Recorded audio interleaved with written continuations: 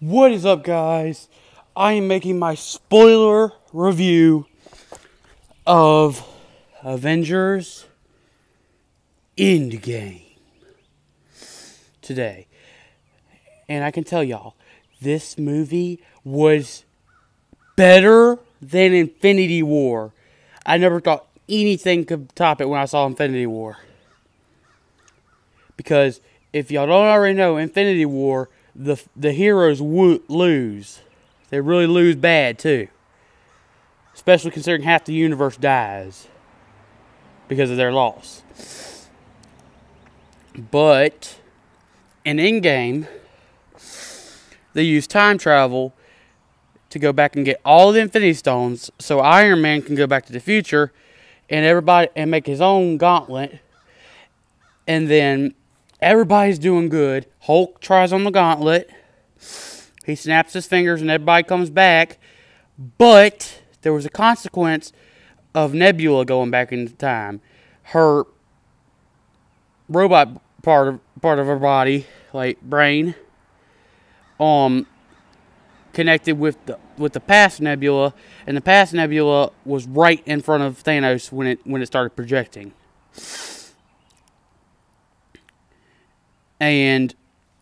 But I'll go back to the beginning so I can tell y'all that next. Thor goes for the head in this movie, in the beginning of the movie. Captain Marvel literally has Thanos in a headlock, like for real. And then all the other Avengers rough him up too. But the catch and the reason they had to time travel is Thanos used the gauntlet 2 days previously, to destroy the stones. Which is why they couldn't use the gauntlet that Thanos had to snap and be done with it. And back to the feature part of the movie. And in Avengers Endgame, Thor, I predicted this a long time ago. I don't remember if I put it on YouTube or not, but I called this all the way. Thor wields Mjolnir and Stormbreaker because he has to go back in time to where Mjolnir was not crumbled into, well, dust. Similar to how everybody dusted away in Infinity War. No pun intended. But we find out that it has to go back eventually. And Captain America wields Mjolnir against Thanos. Because Thanos comes back in time.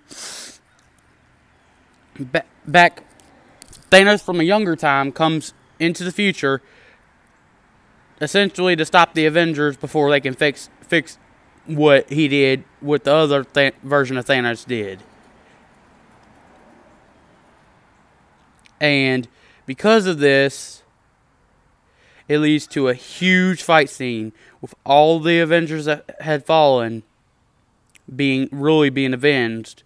They all come back in portals by Doctor Strange and Wong. And they literally blast the Avengers theme so hardcore in this. I cannot say that the Thor version of it is better anymore. From Infinity War, when Thor arrives, I cannot say that was the better version anymore. And because of this, is awesome. And not to mention that Captain Marvel literally, well, we kind of saw this coming, takes down Sanctuary 2 or 1, the ship of Thanos, and she punches it through the middle, and it collapses. In fact, they have to use some kind of water, I think, to stop the impact from killing everybody. That's how cool Captain Marvel is. Now, I haven't seen Captain Marvel, but as soon as I can, I will. I can promise y'all that. And the ending of of the movie was the saddest thing. And one more thing I need to tell y'all. They have a little fight between Hawkeye and Natasha, Black Widow. And it is like the saddest thing ever put on movie, because neither of them want to sacrifice the other one to get the Soul Stone. And it is literally so sad, because they literally fight until they're hanging. One of them has to fall. And Clint, he loses his family in the very beginning of the movie. So he's just killing everybody at first, and he feels that he needs to die because he deserves it more to him as far as he's concerned. And Black Widow says no, she needs to die to sacrifice herself, because she has this new family in the Avengers that she never had before, and she'd put down her life to save the rest of them. And that is just heartbreaking to see on the big screen. And the most heartbreaking thing about the movie, now this is probably going to be the biggest spoiler ever, so spoiler alert if y'all hadn't already realized this is a spoiler video. Iron Man pulls the gauntlet off of Thanos and uses and transforms it back to his arm and goes like this.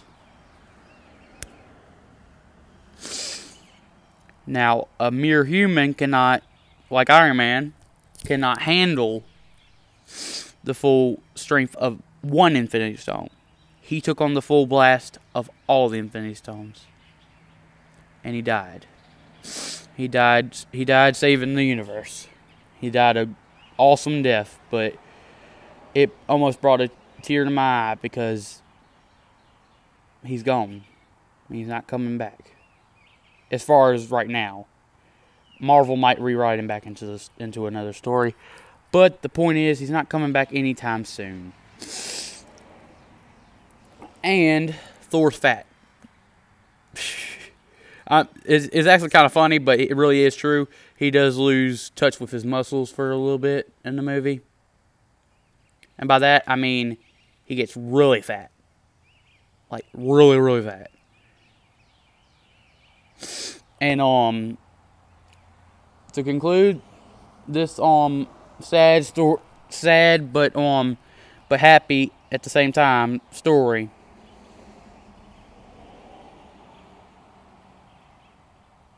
Oh, and Spider-Man gets a hug like who we thought he was in Spider-Man Homecoming from Tony. And Spider-Man and Captain Marvel meet, and it's so awesome.